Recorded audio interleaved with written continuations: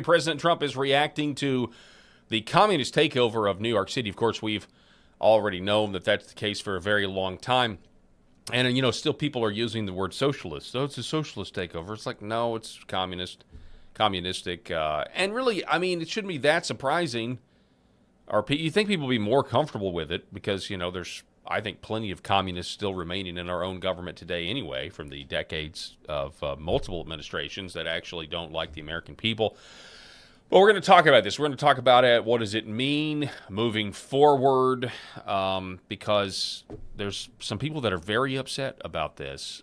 Some people are even, saying that Jewish individuals, Jewish voters need to flee New York because that's how bad it is now. We'll cover that. Also, more updates on President Trump and the SAVE Act. He's now refusing to sign the Housing Act. That would apparently do a lot of really great things, according to some. But you got to wonder if Congress has also put something in there for themselves. I would imagine so. He says, no, I'm not going to sign this unless you pass the SAVE Act. So there's still this tension there. And this happened right before President Trump was scheduled to walk into a luncheon with the Senate Republican caucus. Earlier today, we have some of President Trump's reactions. Also, more on Bill Pulte and him as acting director of the National Intelligence. He is firing people.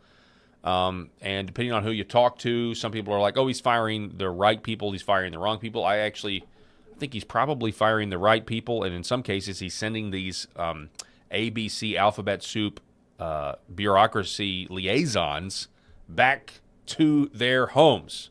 So we're going to talk about that all and much, much more. This is the Paul Harrell Program. Eric Haynes is in seat number 3. It starts right now.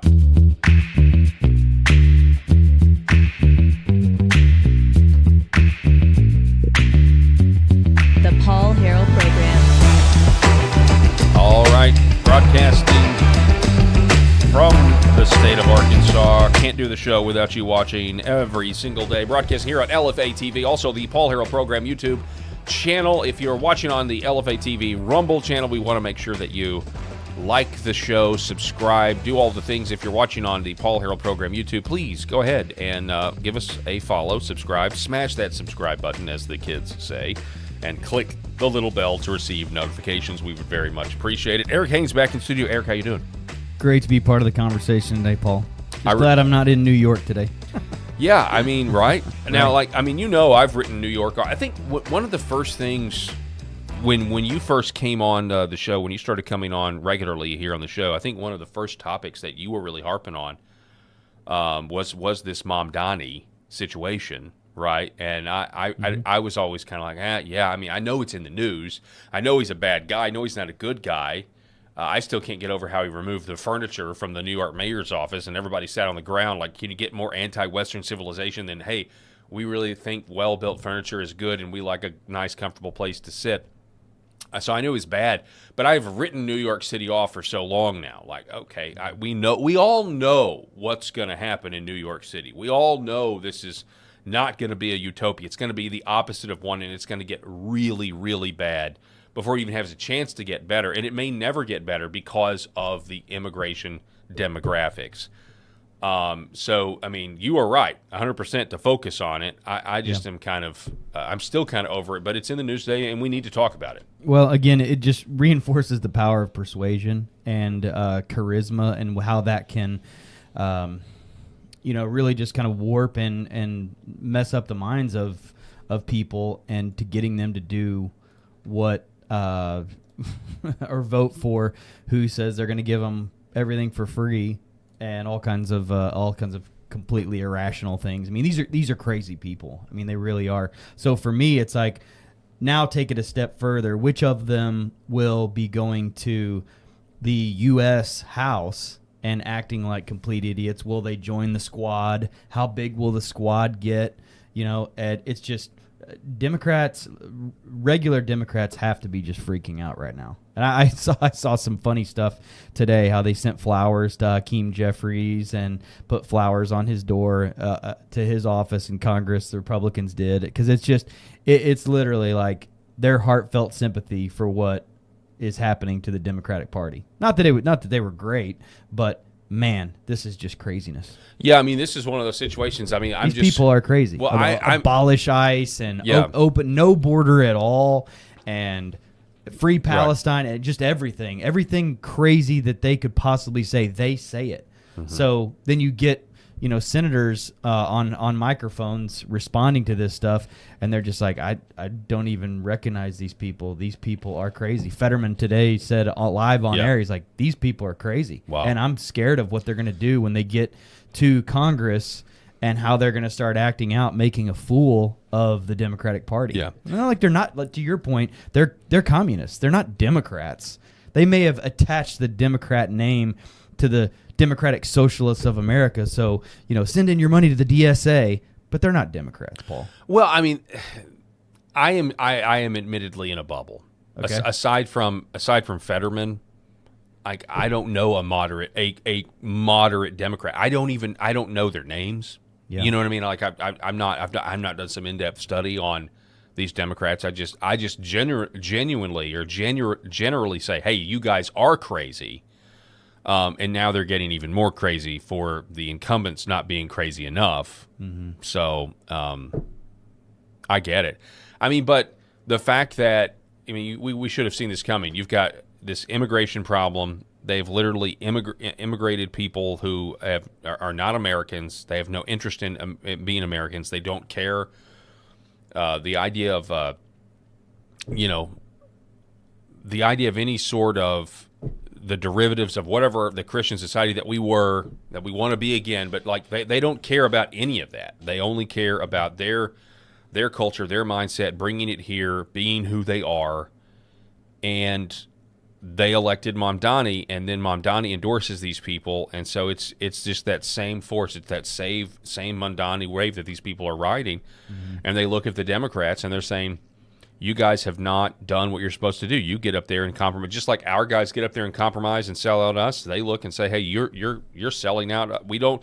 And a lot of this does have to do. You say what you want. A lot of this does have to do with Israel and Gaza and Israel and Iran and that whole Middle East thing. It's similar to what's going on the right. The right is now asking questions. Is it such a good idea for Israeli foreign policy to be automatically baked into everything the United States does? And for that, those people on the right get called anti-Semitic. Even J.D. Vance now is getting slammed for criticizing Israel. President Trump himself has been criticized because he said, hey, you don't need to blow up a whole building. So people on the right are asking this same question, okay, in various forms. And can it go too far? Yeah, I'm sure. Okay. But then the ones on the left, from what I can tell, this Goldman guy, the incumbent Democrat Goldman, wasn't he denied entry into a coffee shop? Is that's what I heard. I don't know if that's true or not, because Jonathan Greenblatt was the guy who from the ADL, who I don't trust. I think they're just the Southern Poverty Law Center, essentially. But he was all talking about, oh yeah, he couldn't get a cup of coffee because he's Jewish. Okay. Well, let's assume that's true, okay? Assuming that's true, there's a huge difference with the tactics on the right versus the tactics on the left. The tactics on the left are upset with United States' relationship with Israel and are like, hey, if you're Jewish, you shouldn't be able to get a cup of coffee in New York. The people on the right are saying, hey, maybe we shouldn't, fund you to knock down buildings and kill Christians in buildings or women and children in buildings and that sort of thing, In Beirut. In Beirut. It's like it's two different critiques. Sure. So, yeah. But I don't know. I don't know what I'm rambling. One is objective, one is just racist. Right. Okay. Yeah, there you go. I mean, we can have an objective conversation about our relationship with Israel and what we're willing to do as it relates to Iran and the Middle East. But once you start telling a Jewish person, you can't do a political speech here out in front of our coffee shop because you are Jewish, then is that the allegation? Yeah, okay, that's absolutely what happened. You can't do the speech, not get a cup of coffee. You can't stand in front of the coffee shop. Well, he is outwardly and very very Jewish, and that was noticed. The guy's name is Goldman. Well, he was not welcome. All right, I mean, he was not welcome. That was made perfectly clear. And then once the Free Palestine collective finds out there's a place they can go viral and start making a bunch of noise, then their megaphone gets pretty loud. Yeah.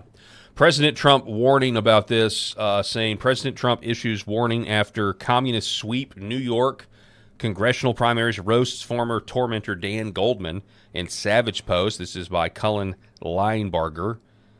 He says President Trump is not sitting silent after his beloved New York fell hard to communists backed by the Marxist New York City Mayor Zoran Mamdani. Can we just take a moment to...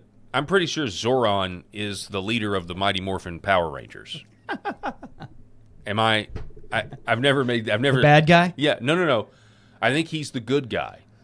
It wasn't my, right? it wasn't my era. Zoran was the guy in Trapped in a Dimension that don't know. would come through a screen and would tell the Power Rangers where they needed to go. Sorry, brother. That was Zoran. I was He-Man, Thundercats, and G.I. Joe. Yeah. Power Rangers were like the next gen, and I was already past I was that. kind of on the cusp. I was with into the Power baseball Rangers. cards then. I couldn't do Power Rangers. Well, I was on the cusp. So I was... Oh yeah, you would have been. I got on the end of the G.I. Joe, but I immediately got into Teenage Mutant Ninja Turtles. Oh yeah. Okay, and then I had a solid Batman phase. Oh, didn't where we all? Batman animated series, the Warner Brothers Batman the animated. I had all of those action figures. I was meticulous with them. Like I would play with them. I had I had Gotham City mapped out of my room. The nightstand is this building. Like I was a serious Batman fanatic growing up, right? This is, yeah. And then as that's kind of winding down, and you're like, our action figure's very cool. I like this and everything, but you're on the edge. Then Power Rangers comes out, the TV show, and it was kind of one of those things where you'd get home from school. And you're like, yeah, this is really bad, but I can't look away. For some reason, I know this is bad, but it's also kind of cool. Right. And I was right at the cusp of the end of the... Anyway, sorry. Zoltan. Zoltan? Who's Zoltan? I don't know. That's just what somebody said in the chat. I don't know. His name was Zoltan, actually, not Zoran. Not Zoran. Zoltan? Yeah. There's no way his name was Zoltan. All right, we'll have to look it up. I have no idea. I'm going to stick with Zora. I don't know. I think it's Zora. I think his name was Zoran. I think that's hilarious if that's the case. But maybe it is Zoltan. I don't know. I do remember Voltron though, which was essentially Power Rangers, but before all that. You remember? Was this like a Temu version of something? No, it was like the precursor. It was a cartoon where you had all these. You had like 5-6 lions that created this giant mega robot or whatever. Anyway, the Gateway Pundit reported that Mamdani-backed Democratic Socialists swept congressional primaries in New York last night. One of those victims was Nepo baby and incumbent Democrat Representative Dan Goldman. He was trounced by former New York City Comptroller Brad Lander in the race for New York's 10th congressional district. Other wins by communists included State Assemblywoman Claire Valdez, who crushed Brooklyn Borough President Antonio Reynoso, and former Mamdani campaign staffer Daria Liza Avila Chevrolet. Oh, she's 5 gallons of crazy in a Boy, 3-gallon bucket. I don't know if you saw the show yesterday. Holy cow. I can't even say her name right. So, bless her heart. Whoa. But I'm going to call her, Chevrolet. Chevrolet upset 5-term incumbent Democrat Representative Adriano Epeliet, the leader of the Congressional Hispanic Caucus. While observing the election returns... What? We have answers. Well, you do? All right. So hang on, real quick. Okay. All right, hold those answers. While observing the election returns, Trump warned that history shows that only further disaster awaits the Empire State. He said this in a Truth Social post. Many communists running in badly failing blue states. I can't really do it. So the votes seem to have them doing quite well against each other. The bad news is that history has conclusively shown that the downtrodden states that they will soon be running will only get worse, MAGA President Trump. Then he said, even though he tried unsuccessfully to prosecute me, and despite the fact that he is a major slimeball, I feel sorry for former Congressman Dan Goldman. He is wandering aimlessly together with the former husband of the great Kellyanne Conway through a large field of Democrat communists trying so hard to find his way. A very sad finish for a man who has no clue and never did President Donald J. Trump. So the president is aware of what happened in New York last night. And a lot of this had to do with the young vote. And I want to get to that here in a minute, but give me an update. What are we talking here with the Mighty Morphin Power Rangers, Eric? So it was Zordon. Zordon. Yeah. That's what it was. Yeah. Zordon, Confirmed. not Zoran. Yeah. So from now on, I want to call Mom Donnie Just go Zordon. ahead. I was going to say, you can just transition that right over. Yeah. Say Zordon, Mom Donnie. Mayor Zordon. I already Leave mispronounced the Mom the guy's- Donnie. Yeah. Mom Donnie out. Yeah. Just say, Mayor Zordon. Maybe Rangers, you're needed in Angel Grove. Thanks for screwing up New York City, Mayor Zordon. The pink one and the blue one and the yellow one are coming after you. Yeah, that's right. The green one's sick. That's fantastic. I don't know if I got my colors right. No, it's fine. Key and Peele did that that sketch where they were doing a spoof. Oh, yeah.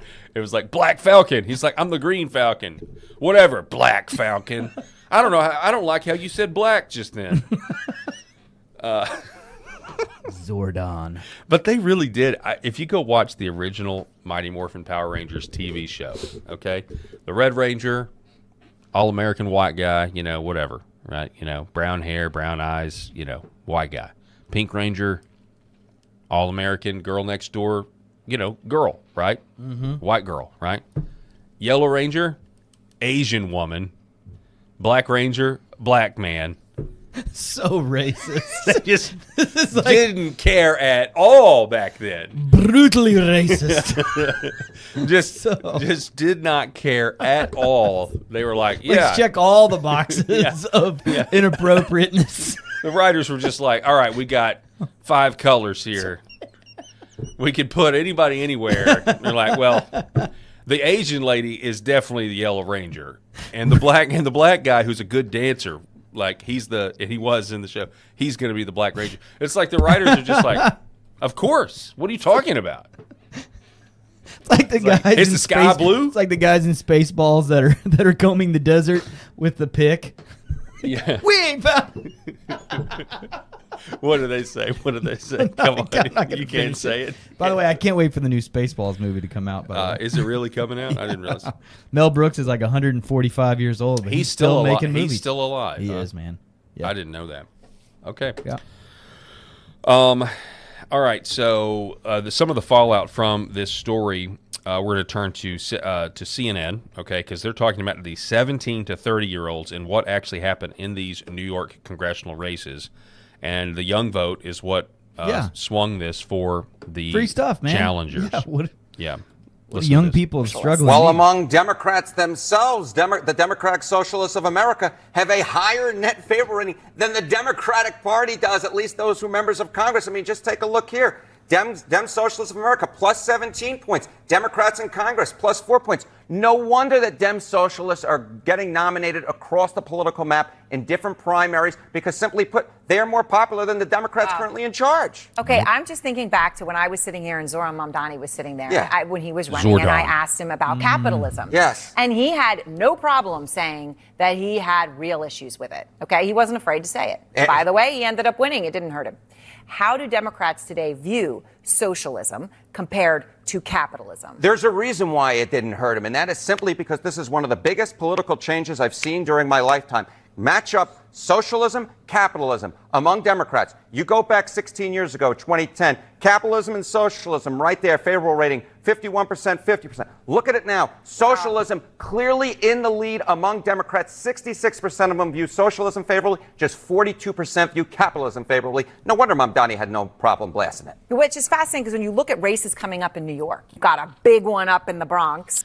And that's going to be something that everybody has to worry about, not just the Democrats. The Republicans are as well, and that's why the Republicans better actually allow capitalism to be capitalism instead of crony capitalism and essentially a rigged system you're calling capitalism. Right, while you go to war, while you refuse to correct the policies that are going to war against the middle class, which is necessary to have a true capitalistic society, you have to have a healthy middle class. Yeah. And in order to do that, you got to get rid of the Federal Reserve. Sorry, there I said it. Like that's the big one. That's the Wizard of Oz pulling all the strings. Behind the curtain. These people will be exposed over the next number of months as they run in the general against a Republican candidate. But the problem is it's New York. So they're going to run against a Republican candidate, and it will just be interesting to see how folks like Chuck Schumer and Hakeem Jeffries and other, I guess, in this day, in the 2026 version of like a moderate Democrat, how they respond, and if they'll give them the same treatment like what they're giving Graham Plattner in Maine. Like, well, it's what we got, and we got to get those numbers up in the Senate, so I guess we're going to support him. Yeah. Like, no guts, no gumption, no standards, no integrity at all. Mm-hmm. Zero integrity. Because if they had any integrity, they'd call this stuff out and be like, these people have no place in this House or in the Senate. I've been saying... You're talking about Graham Plattner is the best we've got in Maine? This guy? Well, I've been Mr. saying... Nazi tattoo? That you've got to make the... this is more from their organizational standpoint, their propensity for violence, obviously the false flags like the SPLC, some of that's happening. But that's why I've been saying not only do you have to hold people accountable, the intel community that are obviously all politically Democrats, you have to make the modern iteration of the Democrat Party illegal, like as its modern expression. And the only way you do that is by enforcing the law. Yeah. And you run the crazy people out of the party, and you consign their dumb ideas to the dustbin of history. But do Republican contenders have to swing their pendulum so far to the left to get votes to keep these people out? Or do these liberal states have to just learn the lesson the hard way and hope that eventually they get pushed out like Jasmine Crockett's or others of that ilk? What is the Republican response? We know what the Democrat response is. They just want people to feel that these people will vote Democrat whether they make an idiot of themselves in speeches and on the floor or not. That doesn't matter. They'll vote Democrat. So what will the Republican response be in these? Unfortunately, they need to, in my opinion, Republicans have to just wait for these cities to collapse. Ooh. And that's a pill. And they will, and they're going to become so violent, and people are going to suffer. But then here's the answer. Yeah. Then you have to send in the National Guard in such a way that and deport everybody and restore law and order. And I don't think it will have. I mean, I think it's going to be a occupation for years. I'm sorry. This is the way I'm thinking. I mean, dude, you're you thinking, hear yourself? I know, but I mean, and I'm asking you. I'm being objective when I'm asked that question. I do hear myself. Okay, but I don't see, and they could say the same thing about us when they get in power. The southern states. Hey, we just got to come down there. But I mean, or you just say, hey, let's just cut New York and these blue, like, let's form a new union. You know what I'm saying? Like that. I don't. These are two trains coming down the tracks at each other, and I don't think there's any way to avoid. Yeah. Some outside of supernatural intervention, these natural consequences of this level of wickedness, lawlessness, crazy. You've imported this problem specifically in New York. You've done all of this, and so New York City is going to look like literally a banana republic eventually. It is all going to come crashing down, and so do Republicans need to try to win by becoming socialist light or communist light? I actually don't think so. I think you should just let the inner cities be they have totally different values. They have different. I mean, the rural versus the urban has totally different ideas. Even look at Memphis. The reason Memphis is the way they are. I mean, they've now lost their congressional seat because the rest of the state is rural and has their head screwed on straight and says we don't agree with the values that these cities have. And when you go to a city, and this is the 30,000-foot view spiritual take on it, man, it's a lot easier to do some of the worst sinning you can possibly do in a big city. It is. I mean, like, if I really wanted to go throw my life away, I'm not going to go to the gravel road, the four-way stop, gravel road in the middle of nowhere. If I really want to go have a good time, where do I go? I go where there's lots of people and there's nobody that can really see me do whatever it is I'm about to do. And so, why? Why do you go to city? Well, it's more convenient. Everything's at the tip of my hands. You don't have to do as much. And so, idle hands are the devil's playground. It's literally right there. And I know it didn't used to be that way when these bigger cities were populated with people that had more of a moral compass. And so, I don't know. Like, to me, that's what you do. You just got to sit back. Or you do it now. You don't wait for the collapse. For the good of the people, you send in, you go and you do the deportations on a scale that should have already happened.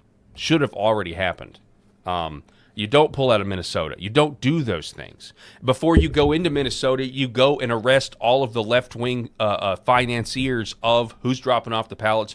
You go and bust all of those people before you even start this nonsense, so you don't have the media saying, oh, Renee Good, she did nothing wrong and all this other nonsense. But they didn't do that. So, anyway, I don't know. I don't know if I answered your question at all, but just listen to this guy. A lifelong Democrat by the name of Jamie Metzel, who is he says he's a futurist. He's the founder of One Shared World. Don't know what that is. Doesn't sound great. The AI 10 Commandments author, and he's a member of the Atlantic Council. And he says, I'm a lifelong Democrat. I served in the White House for President Clinton, in the State Department for Madeleine Albright, and with the United Nations in Cambodia. I believe the most important role of any government is to protect the most vulnerable people in society and create an environment where everyone can realize their fullest potential. So it gives me no pleasure to have come to the following conclusion. The American left, including the left wing of the Democrat Party, is currently embracing an orgy of virulent anti-Semitism. Okay. Now, Megan Basham, author of Shepherds for Sale, says, I'm going to say this as kindly as I can. What did you guys think was going to happen when you kept voting for a party bringing in millions and millions of new residents who hate you? How did you expect that to go? And you say what you want, most people who are Jewish in America have voted for the left this entire time. They've voted for abortion rights. They've voted for LGBTQ, RSTLNE, woke sex religion throughout the land. That's what they voted for. Then they voted for mass immigration where borders don't matter and America can't have its own country. America has to be some sort of multicultural hellscape that just is not allowed to say, hey, our ideas are better than this other culture's ideas. Borders are racist, all this nonsense, right? America's not a country. America is essentially an economic zone. That's all it is. And they're the ones that have voted for this. And now the people, they're coming in because they're Muslim, and they don't like this. And then there's also people on the left that, don't like, just like President Trump. There is a loose Venn diagram there when President Trump says you don't have to knock down entire buildings to go after one terrorist, right? There are people out there that see that and say, hey, we shouldn't do that, okay? We shouldn't support that.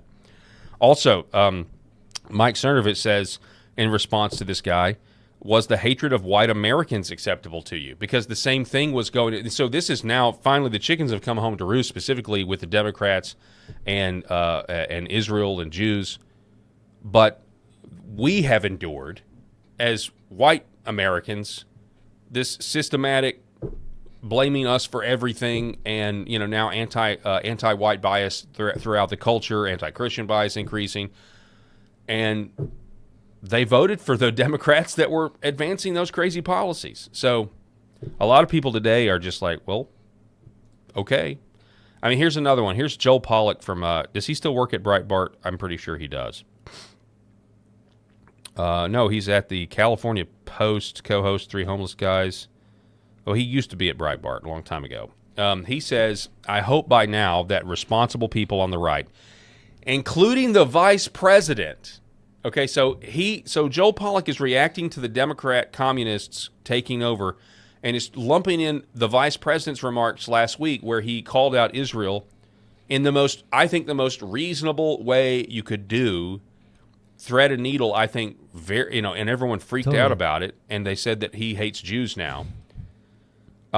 He says, I hope by now that responsible people on the right, including the vice president, who thought it was smart to trash Israel realize, by the way, Vice President did that because he was being trashed. Right. Because of them trying to get peace. Realize what a blunder they've made by making portions of the conservative movement toxic to Dem Jewish voters and donors just as they search for a new political home. So we were supposed to anticipate this and not question foreign policy in the Middle East because Democrats who are now disgusted with the left no longer have a place to come on the right. I just I don't know, man. That's pretty crazy to me.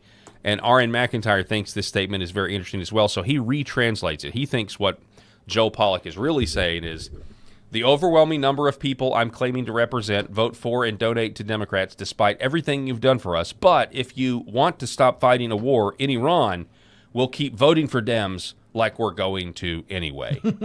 Not the threat you might hope it is. Kudos for Arn there. That's good. He says, this is like a black activist saying blacks won't vote Republican if we get rid of DEI. Yeah, man, we know you weren't going to vote for us anyway. Yeah. There's no reason to pander. There's just no point in pandering. That's really funny. This is not art of the deal. No. Oh, that's great. Here is Sean Hannity. We're going to play this. This is Sean Hannity reporting on. We know. Here's Sean Hannity reporting on the election results last night from New York. All right, this is a Fox News alert. Incumbent Congressman Dan Goldman, who was just banned from a New York City coffee shop because of his support for Israel, he has now lost his primary to a radical socialist backed by Mamdani. It appears that a pretty scary transformation is now fully underway in the Democratic Party, especially in a blue state like New York. So the reason I'm playing this is because I saw this as I was consuming the news about Lander and Goldman.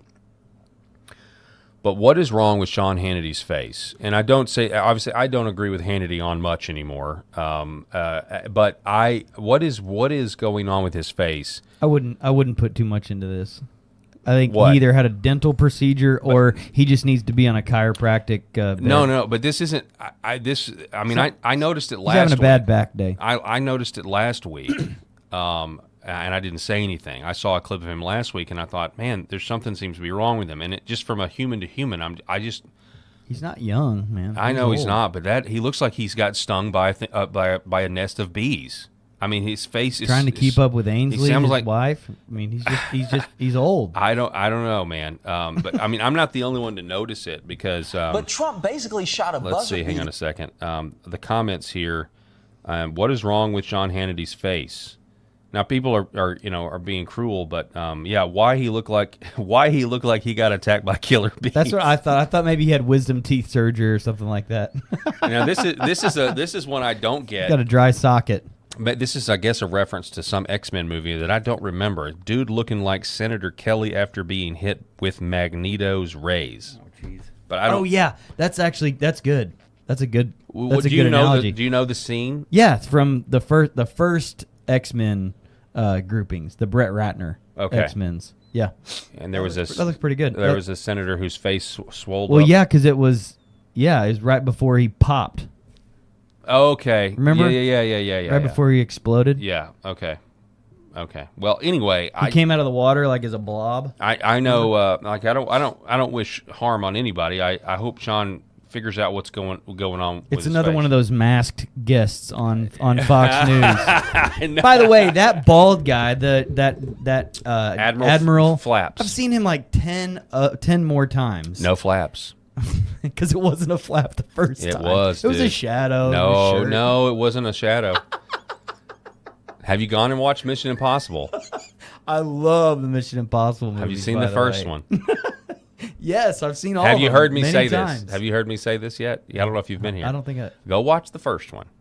And as they're trying to infiltrate the embassy at Prague, okay? Oh, yeah, I remember Tom that. Cruise is like, who am I going as? And Jim Phelps, who is John Voight. John Voight is like, you're going as Walter. He's like, we're going as Walter? He was like, yeah, he's one of ours. He's like, well, where's Walt? He says, where's Walter? Well, Walter's fly fishing on vacation. Yeah, Nobody knows where he is. I remember. But you're going to be him, and you're going into Prague. So, again, you don't want to admit, Eric, with all due respect, you don't want to admit what your own eyes see because the follow-up questions, which we don't exactly know what the answers to Right. are too. I kept every time I've seen him since. Here's what's funny though. Every time I've seen him since, because he's on during the day and on multiple shows sometimes, and every time I keep waiting for him to say, "And by the way," he wouldn't do it. that was me. You know, I know I went viral for having this big. He wouldn't even pull on neck it flap when thing. he went on Stitchfield right after the controversy. Well, not right after, he canceled, and then he eventually came on and he said, "Hey, will you pull on your face?" He says, "No, I'm not going to do that. I refuse. What we need to talk about is the Iran war." I missed that. Yeah, I he missed that whole thing. totally refused to do it. And if you look at them side by side, like they don't even look like the same. Like one looks super young, the other looks super old. So I definitely think it was a mask. I don't know why. I would imagine, though, that the current Admiral, I can't even remember his name. I just call him Admiral Flaps. If he really had sold his likeness or whatever and was out on a beach somewhere, he's really mad at that guy for not getting that mask right, because now he's having to actually work to prevent people from. I'm telling you, man. Truth is stranger than fiction. Ben Shapiro says, last night, a bunch of candidates who literally despise America won in New York City. Establishment Dems who live in fear of their radical base will cave to them. By 2028, people who hate the country and wish to destroy it could be in charge. So, again, Orrin McIntyre said, maybe you should have cared, because back in 2017, Ben Shapiro said, and by the way, I don't give a good damn about the so-called browning of America. Color doesn't matter, ideology does. Well, what happens when what happens when most people who have the ideology all have the same color skin? I mean, at what point? And so there's a couple of different ways to look at this. And I was telling you and Rob this on the text thread today. We could do things to curb this. We could say, for example, we could pass a law in this country that says all foreign-born people. Right now, a foreign-born person cannot be the president of the United States. But we could extend that and say all foreign-born people are not allowed to hold public office. We could also say that we're going to ban Sharia law, and we're not going to allow it in our country. We could do those things. Or, and hear me out now, or we could just ban all Muslims from immigrating to our country, period. And that one, people, it's like, what's the difference? What is the real difference between those other things and what I just said? What I just said is much more blanket, and it guarantees that you're not going to have a problem.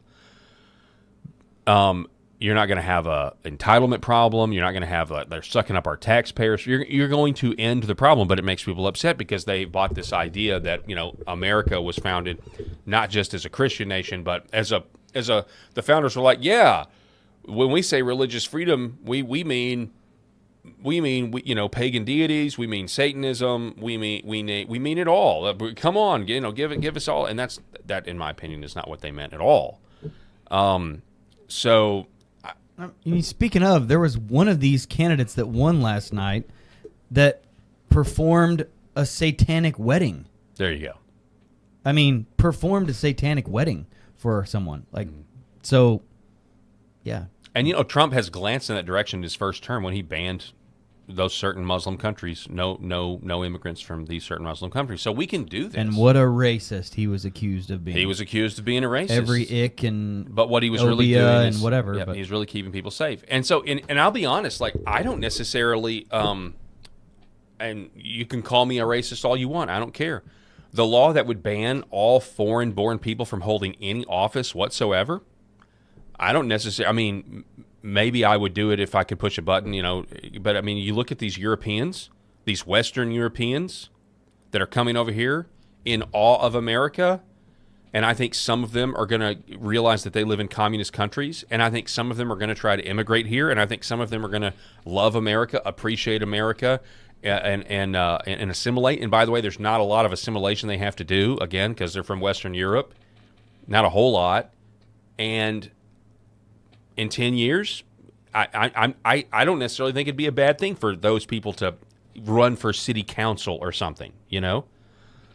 So it might be better to just go by ideology, go by religion in this case, and say, no, I'm sorry, this is incompatible with us, and we're not gonna tolerate it. Or maybe you look to Russia and figure out how they manage it. I don't really know. You know, Russia has there's a lot of Muslim populations, you know, in Russia, but how do they manage it exactly? I don't know, but it's they're flooding the zone in places like Minneapolis and other sanctuary cities. But see, what this tweet from Ben Shapiro in 2017 functions as a virtue signal. It functions as a hey, if I say this, I'll forever get rid of the myth and the notion that, you know, Republicans are racist. So we've got to always constantly prove that we're not racist, and you've got to prove it to such a degree that you have to stand by while your countrymen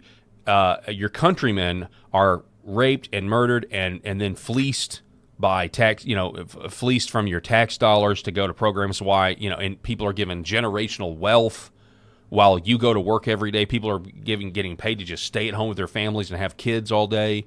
Like, no. Like, so you're saying we can't make observations and you know, plan accordingly, all because they're going to call us a racist if we just make the same immigrant calculations that countries have made for thousands of years.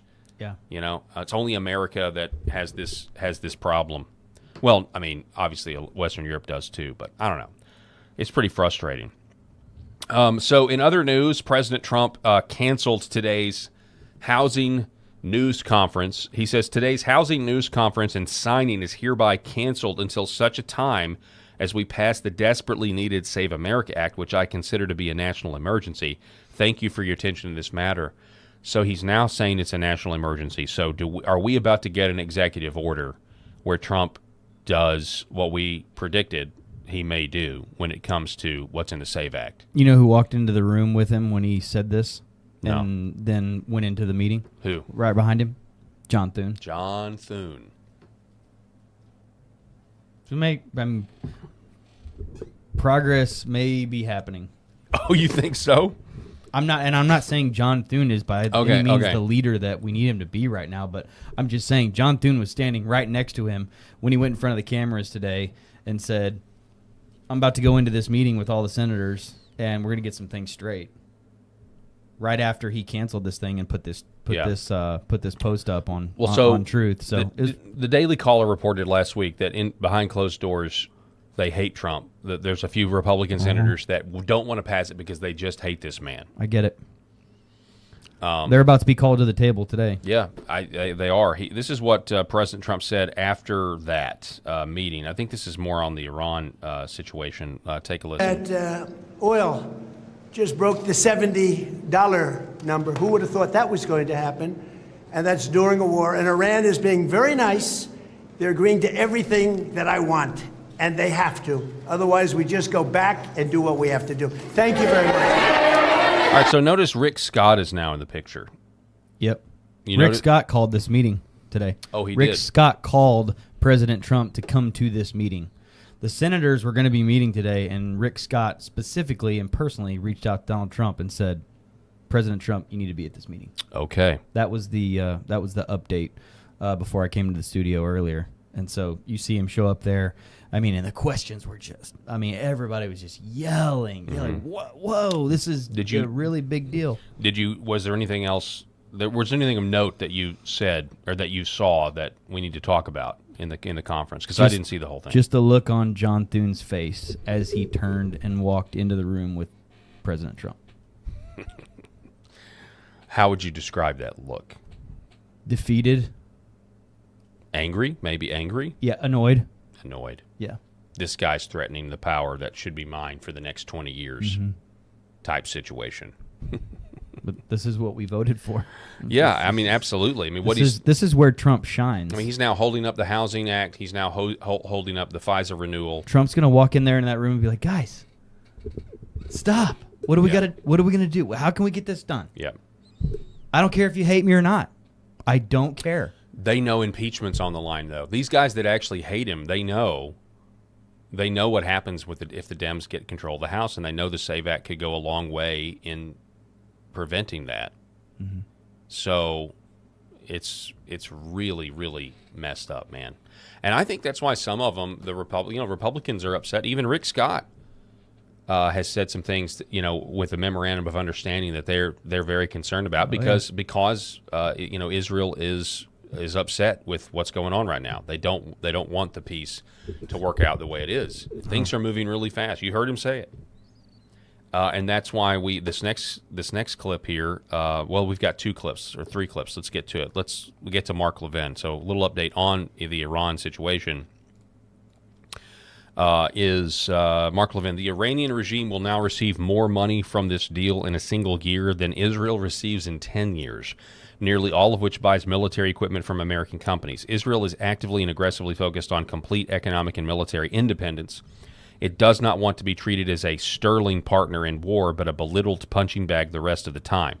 Just listen to what's said about Israel by Democrats, woke Reich, podcasters, TV hosts, and even some of our friends. Mark Levin says, I fear we will regret this as we grow closer to countries like Qatar, Turkey, Saudi Arabia, and Pakistan and go down a narrow and dark path. So here's a guy. So we covered this on Monday because as I got in the car on Friday, Mark Levin was very upset. No. And he was upset because there was an Israeli publication that said that Benjamin Netanyahu was going to leverage American influencers like Mark Levin and others to represent Israel's frustration to President Trump about the Iran deal.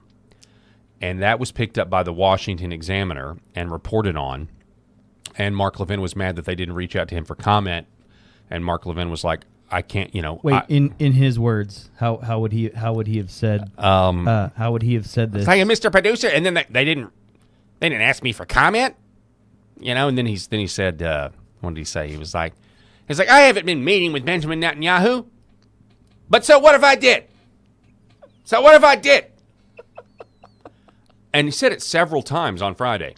I have not been meeting with Benjamin Netanyahu, but so what if I did? And I was like, why does he keep saying, but so what if I did? And then I got off, and then I read that after he did his show on Friday, he got on a plane and went to Israel. And met with Benjamin Netanyahu and like all these people. And then I was like, that's why he was saying, so what if I did? Like, what in the world? So this is that. Thankfully, you said that in the way he said it, so we could all understand it a lot better. You want to savor it, It's the tone. Mark Levin has, I don't know. He does not have a radio voice. No. And yet he has a, It's a chihuahua. It's a ankle-biting yipper dog. So anyway, this is that same conference, all right, that Mark Levin went to. And he's been there for a while because I listen to his show every day when I come home from work to see what's going on with the old Marky. And he's had Ben Ferguson guest hosting this whole week, so I presumably he's still there. But here is a speaker at that conference that Mark Levin was at, former Hamas and Israeli intelligence member Mossab Hassan Youssef. And he said a couple of things that have been making the rounds. Listen to this. I've been saying this from day one. I did not want Trump's involvement in this war because he has been a disadvantage. And as I said, I only represent myself. He does not understand war. And he wants Israel to work according to his schedule. And he wants Mossad to be ready. He looks mad. Any moment.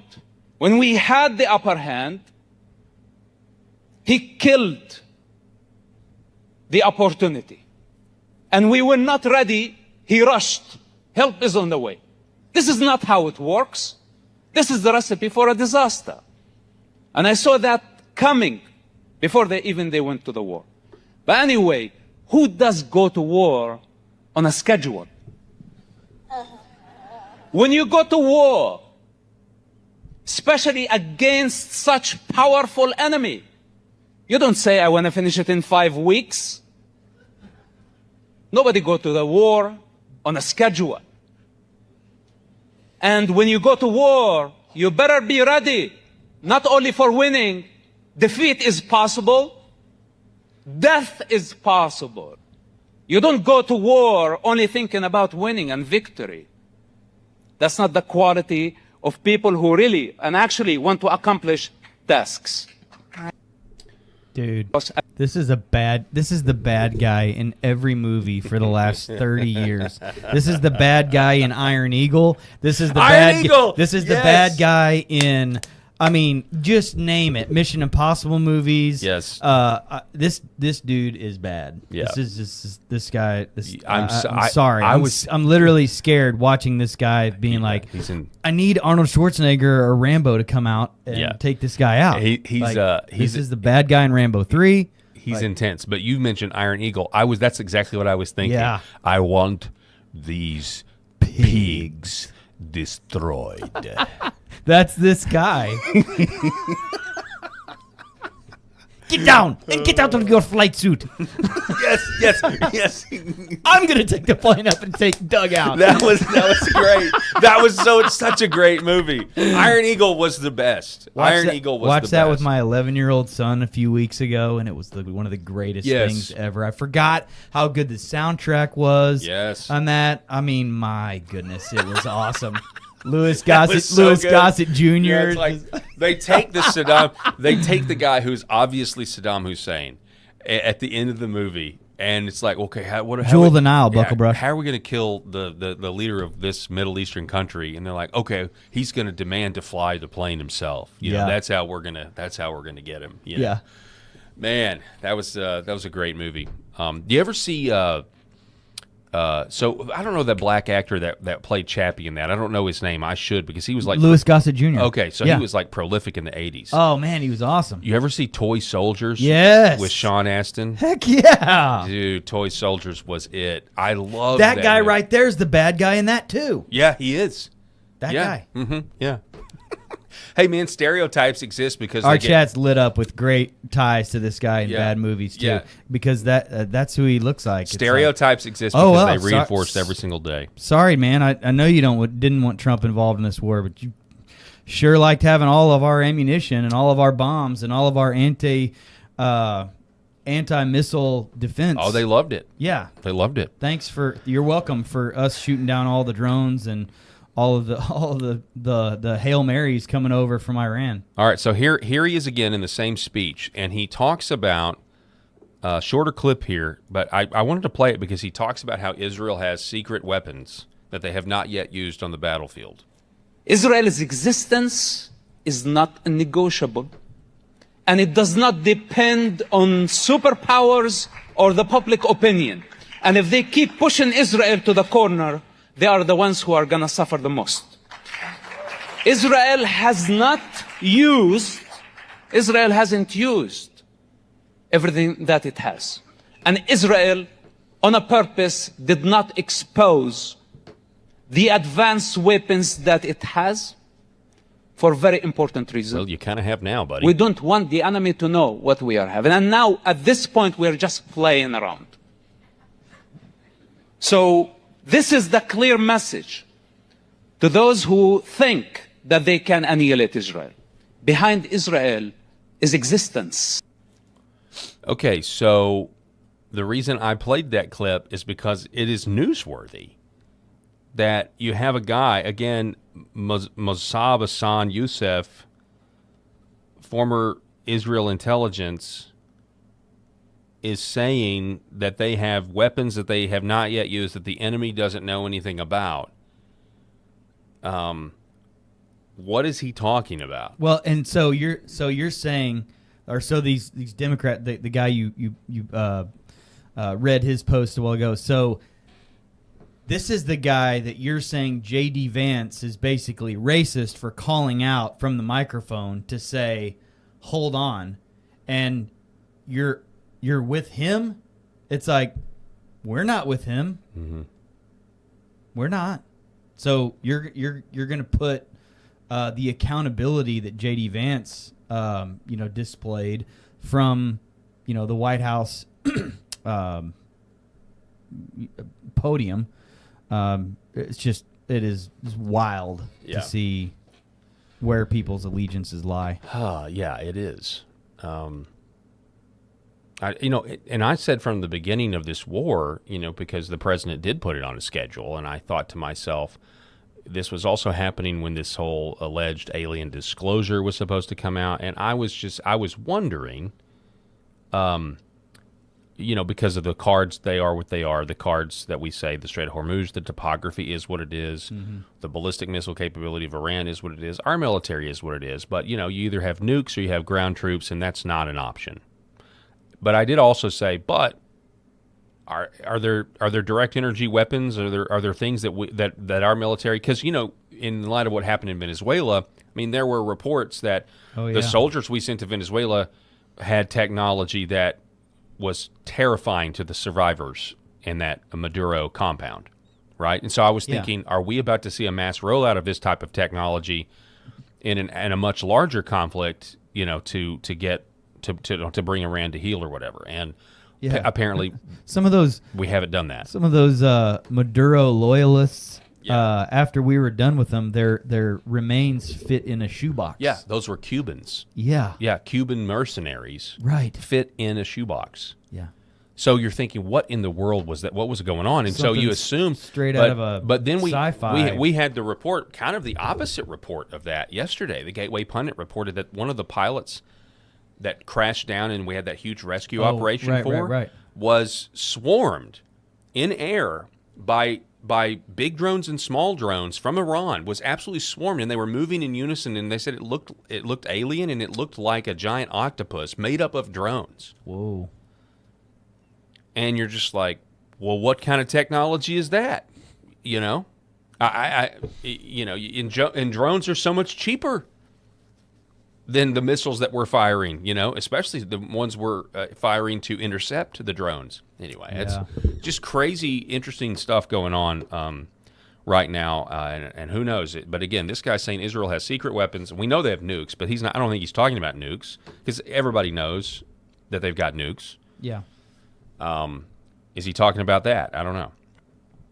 It's a very interesting turn of events. We're going to take a break. We're going to reset here. This is the Paul Harrell Program with Eric Haynes in seat number 3 today. Really do appreciate you being with us. We're going to go to break. Don't go anywhere. Back in a moment. For centuries, light has been used to heal.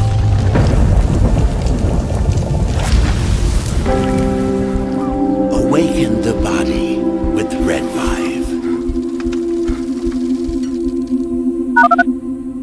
My name is John, and this is my beautiful wife, Lori, and this is our Star Wars Ewok. His name is Scout, and we have Scout for about 11 years now, and we started noticing about 3 years ago he started slowing down. He was unable to jump on the bed. He was kind of a little bit grumpier, and when my daughters, Macy and Mariah, would take him on walks, he would walk for about 30 yards, and then he'd lay down, and they'd carry him the rest of the way. So I heard about Pet Club 24/7 and about the products from a gentleman that I really trust and share a friendship with. And he mentioned to me that they have products that are going to help him with his arthritis, help him build his immune system. And I said, okay, no problem. Let's try them out. And I kid you guys not, within about 2 to 3 days, we started noticing a little difference. And then we took Scout on a walk probably about a week after we started using the products, the mush puppies, and he would walk the entire way. He would walk at least a mile, and it's just been completely amazing. He's a new dog. He's 11 years old, which is around 80 years in dog years, and he's just happy. He's more energetic. He's not the grumpy old man he used to be, and we're just so thankful. And it was perfect timing because we lost our boxer Yankee about 1.5 years ago, and it was really hard on us. So I'm so thankful for Pet Club 24/7 for the products that they offer. Imagine if you could have your best friend around one more day or one more week or even one more year. I'm so blessed and thankful that we were able to find this company and find these products for Scout. So thank you guys. Give it a shot. We appreciate you. God bless everyone. I had 5 units that I purchased for the practice right out of the chute. Well, those went the first week that I got back to Houston. So then we ordered another 5 and then another 5. And I think over the next, 6 to 8 weeks, we had ordered like 35 units. and they're gone. They're still gone out of the practice. So we're excited about moving more of these units for our patients because they need them. And so when you bring in new technology and your staff's thinking, oh, this is another thing that I need to handle during the day, I think it's a good idea to give them a little incentive. And I do it as a team. So if one person does well, the whole team does well. So they all support each other. And they got really excited about that. They love it. They'll bring a unit in, turn it on, put it on the patient's foot or leg, and they'll tell the patients, be sure to talk to Dr. Parker about red light therapy.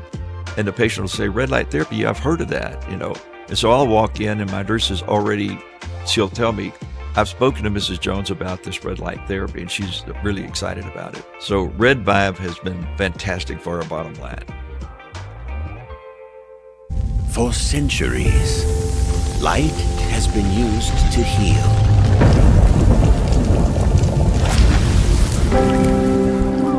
Awaken the body with Red Vive.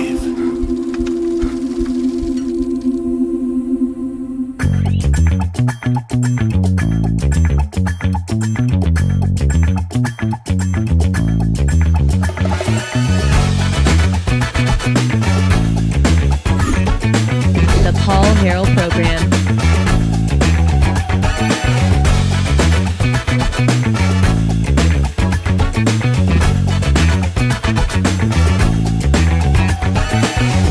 Welcome back to the show, folks. So glad that I'm able to do this, and so glad that you're here with us. The Elevate Chat. Really appreciate you guys' support and encouragement. And really just the general, participation in the show, and the fact that, Eric was saying that you guys had some great Iron Eagle type references when we were talking about that villain. It's just movie references in general too. It just lit up with a lot of great comments. That was pretty nostalgic for me because, that guy truly was representative of every bad guy from every bad movie where the Middle East was involved for like 20 or 30 years growing up as a kid. So, and I think everybody else kind of saw that as well. So anyway, it was pretty funny. Hang on one second. Somebody's asking me to add the Red Vive Health link, redvivehealth.org/Paul. That's where you get the 35% discount. I don't know if that's you may have to copy and paste that. I don't know if it's showing up as a link, but there you go. That's the address there. Really interesting stuff. I don't want to harp on it too much, but my family, man, they love these panels. They're getting. I've recommended them. They're getting the same results that I've gotten. And chronic pain, you twist a muscle, something like that. Matter of fact, so I'm going to be off until I guess next Wednesday. I'll be back on the air July 1st, but we're taking the sucker with us because it's just something that people need the whole time. But anyway, so first of all, happy belated birthday. Thank you, Eric. Yeah, yesterday was a big day. Yeah. Do you mind? It's just a number. Just a number. I told my folks the other day, I was like, I don't know what it's supposed to feel like to be this age, but I don't know. Well, you don't look 50. Because I'm not 50. Thank you, my friend. Well, yeah. I'm 46. Okay. Yeah. All right. Well, you do not look 46 or 50. You look like... I feel like... You kind of barely look 40 years old, I feel man. like the 40-plussers from my parents' generation, teachers of mine and others growing up as a kid, I feel like maybe their lives aged them a lot different. And maybe it's just that I have little kids at home and they keep me young. And, we pay attention to our diet and all that stuff and exercise and everything. But I just feel like it's different these days. Oh, great. Logue 23 says, wow, Eric, you're old. Thanks a lot. Well, I may be, but I don't feel old. I don't feel it. Yeah, yesterday was fun. We've got P Year Out says that you're still young, Eric. You're still young. So thanks. We've got Swamp Stomper says, happy birthday. I thought you were closer to my age. Well, Swamp, do you want to tell us how old you are, brother? I see right there. You want to tell us? Did he say it? 71. 71 years old. My goodness. Yeah, they're not playing around. I have an old heart. It's because I'm Gen X. That's right. I'm that last year of Gen X. I know what it's like to live without technology, and I know what it's like now to live with technology, and it's cool to have been raised without it, but have it now. So I feel bad for the Gen X generation in terms of the fact that don't get me wrong, I'm glad that we have a millennial vice president. Yeah, but isn't it weird that we never had a Gen X VP? Isn't that strange? Yeah. That the boomer generation has held on so long that the Gen X seems to be. Now, I think it's going to change. I think there will be more Gen X people, but we leapfrog Gen X and we put a millennial in the vice president's office. I'm not sure how a Gen Xer would have done in the White House, because I don't think we go along with nonsense enough. Gen Xers just we have 0 F's to give on a lot of this stuff. We were raised the way we were raised in a society where get yourself up, dust yourself off, figure things out, walk to school, live without a phone, live without the internet. More feral compared to 100%. Yeah. Go ride your go-kart, your bike, and we'll see you when the street lights come on. Yeah. And I had the same experience. That's just the way we were. That's the way I grew up in small town middle America. And, I kind of see the world now in all these safe spaces and peanut allergies and stuff like that. And it's just, it's a little cringeworthy sometimes. And so trying to raise little kids now, where the pendulum swung and now it's trying to swing back.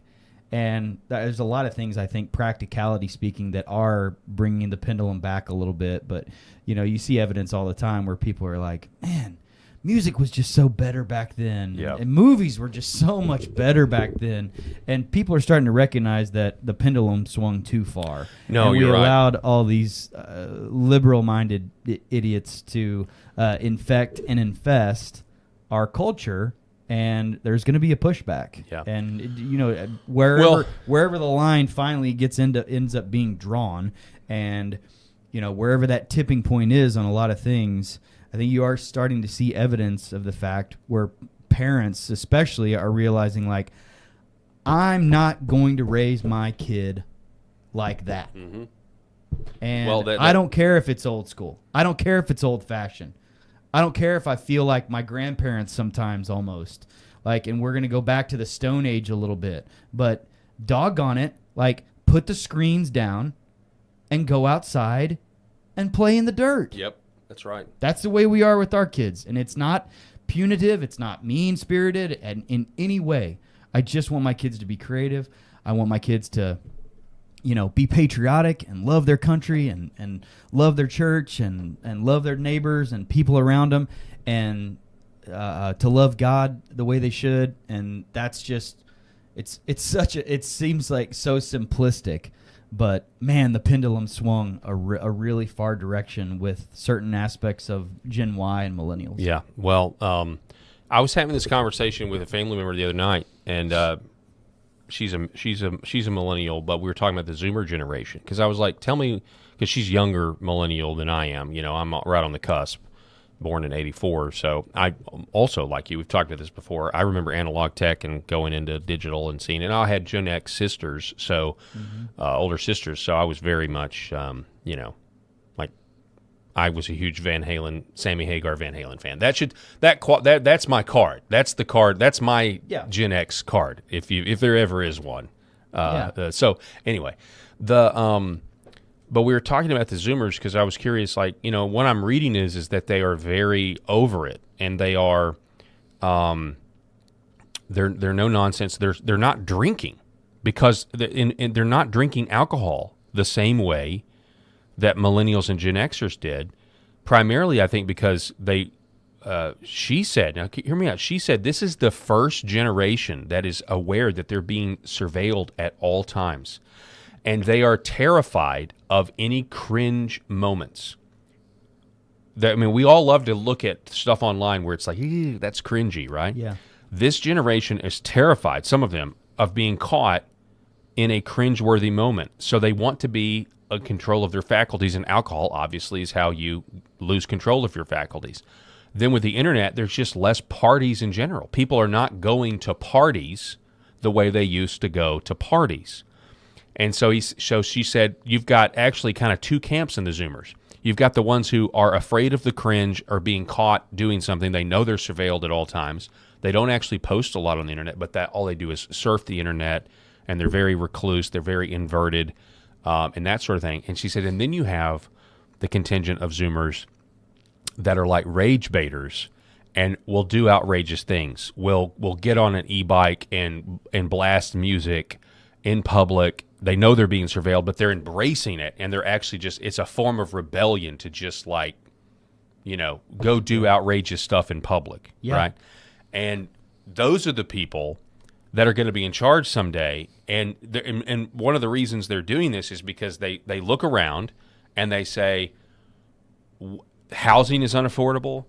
I could go to college like my guidance counselors are still telling me to, my taxpayer guidance counselors that are still telling me to go take out a government loan and be in $100,000 in debt after 4 years, and then not be able to get a job because of AI. And they're seeing all this, and they are mad. And at the same time, this is going on. Yeah. The average age of a U.S. senator is like 70-something. Yeah. And we were talking last night. I was like, they are. If they get power with that mindset, they do not care about our system. And understandably so. They're not going to care about the Constitution. They're going to want to make the crazy people stop. And they'll use the government force to do it. Yeah. Unless something drastically changes. That is what's on the horizon for the United States of America as the Zoomers come up. I gave a speech at a high school reunion of mine not too long ago, and we were all laughing in the room. I tried to make it a little bit more conversational, but it was just like I was telling my dear friends that I grew up with. It's like, can you imagine the kids? Or can you imagine what we got away with then that you'd never get away with now because of Life 360 apps? Yep. And all the mom groups have their chats. Like we would have gotten caught in 5 seconds. We wouldn't have made it. We wouldn't have spent hours at that party. You ever go rapping until the cops came or something like that? Not that we were crazy enough that the cops came, but it's like kids don't do that anymore. They sit there at home or somewhere, and they're just on their screens, and that's how they're communicating, and that's the way they're doing things. It's just a very, very different. And so I'm watching as my kids, aren't old enough for that yet, but I'm trying to figure out like, y'all are just gonna do things so differently than I did. I'm not even gonna be able to relate, like, because we're pushing back hard on cell phones and all that stuff, and we're trying to find other technologies so that they just so that it doesn't become a problem. But it's just like their just activities alone are just so very different than mine were in high school, and their lived experience I'm already seeing will be so very different because of technology. And that generation, they'll have no concept of, hey, who's got a fake ID and who's gonna like none of that stuff is gonna be because they're go back and watch that. To your point, they'll be so nervous about that being about somebody doing this, and then it going on Snapchat or on Facebook or on Instagram, and then it's just like, all right, my life's over. Yeah, it was a crazy situation to think about, or it was kind of nuts to think how they're actually afraid. Like, they know they're being mass surveilled at all times. Yeah. And it actually is, it's like, wow, that's a terrible way to live, to think about it. What are we doing to this next generation with this technology? I mean, you can go back and look at the movie. Enemy of the State. Enemy of the State. But you go back and look at that movie where they had a fake ID. Superbad. That was remember that movie? McLovin. Yeah, but they still had flip phones. It just says McLovin. Yeah. All right, who are you, SEAL? Yeah, the Hawaiian organ donor. No, it's a fine ID. Yeah, it's gonna work. But like that movie alone, that movie makes no sense now because Seth Rogen said on a podcast literally last week, he's like, we would never be able to make that movie today. No way in the world would that movie fly today. Yeah, and it would never get made. I remember, but I mean, when I was growing up, like if I woke up on a Saturday morning when I was growing up, and I walked outside in my front yard and it had been toilet papered in the trees, it was a mystery as to who. Sure. Did it. I mean, you might have had a few suspects, but who decided to do this to me? Now, with Ring doorbell cameras? Oh, yeah. Let's just pull up the footage. I know exactly who came, at 3 a.m. last night. Yeah. So, I mean, little things like that. Yeah. Yeah, it's different, man. It's different for sure. All right, so real quick, let's get an update on Pulte, shall we? This is the story from The Last Refuge. Acting DNI Pulte removes 51 from agencies, 6 fired, and 45 sent back to their home agencies.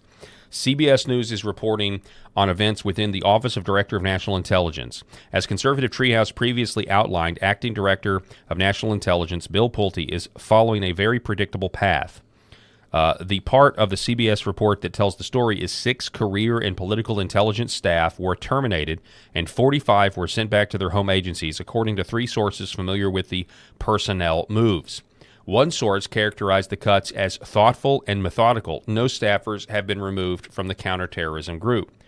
So Last Refuge says, who was removed? Well, I'm certainly not the Nostradamus of the USIC, but if I were to hazard an educated guess, it looks like the National Intelligence Council Directorate of Analysis just lost 6 political staff, and 45 people from the various liaison desks were sent back to their home agencies. As we noted last year, he writes, Tulsi Gabbard took the National Intelligence Council out of the CIA, fired the heads, then putting the assembly back under the control of the ODNI. However, highly political operatives within the former CIA-controlled Directorate of Analysis, the former home of Eric CIA Ramella, who framed Donald Trump and was part of that frame job with the impeachment, were still problematic. It looks like Director Pulte just eliminated the remaining DOA rats. The 45 returned to their home agencies were certainly from the liaison desks inside the DNI. Now, if you want more context on these agencies and what Conservative Treehouse, The Last Refuge, is talking about here, here's a snippet from the interview we did with the head of the House Intelligence Committee, Rick Crawford, on that very phenomenon of bureaucracies sending representatives to to liaison with the Director of National Intelligence. Supposed to be. Well, it was supposed to be comprised of essentially embeds from various elements of the IC. So you've got people from the FBI embedded. You've got people from the CIA embedded. You've got the DIA and various defense elements. There are 18 IC elements, agencies within the intelligence community. The big ones that we think about are the CIA, the FBI, and the NSA. Those are always the 3 that we think about. But you've got the DIA. You've got the Department of Energy. You've got Treasury. You've got DOJ. You've got all the military branches. Each have their own intelligence agency. You've got the DEA. You've got, I could go through and list all of them, but they all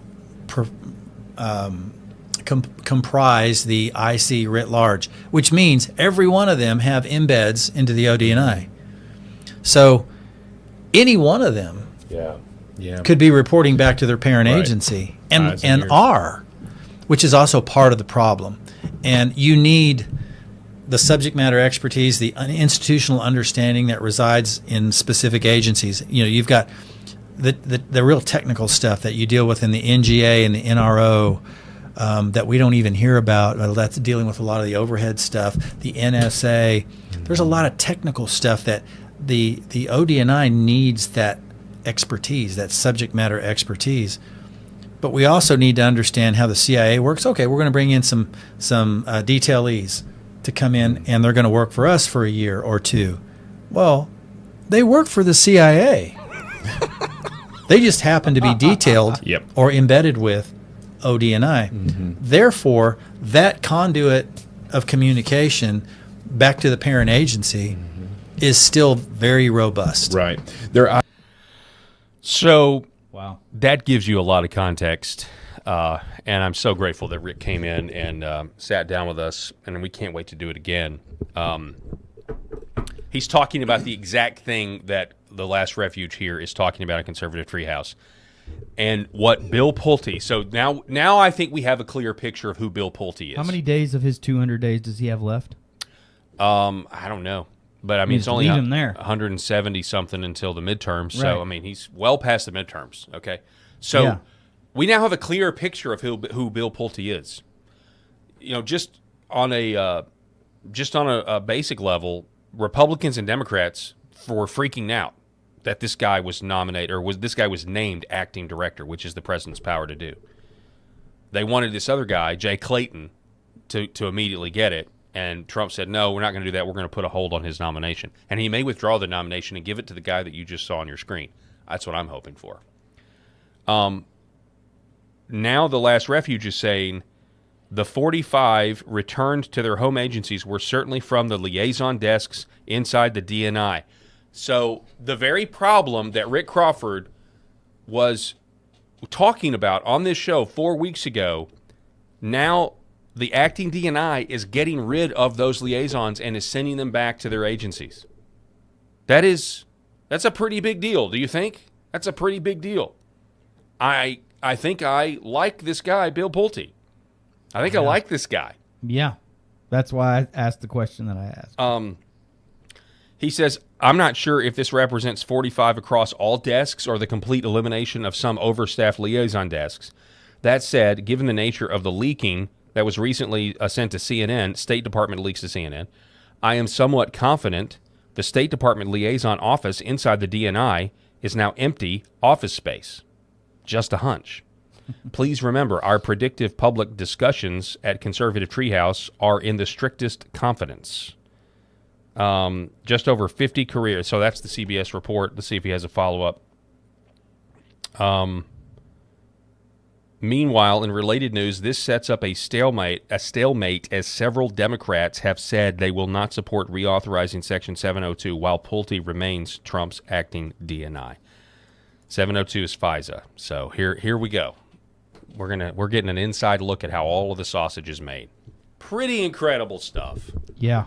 Pretty cool stuff. And this little program is, I think, has contributed. I'm just going to say, I think our little program here has contributed to the discussion in a meaningful way, and that's thanks to Congressman Rick Crawford for sitting down with us.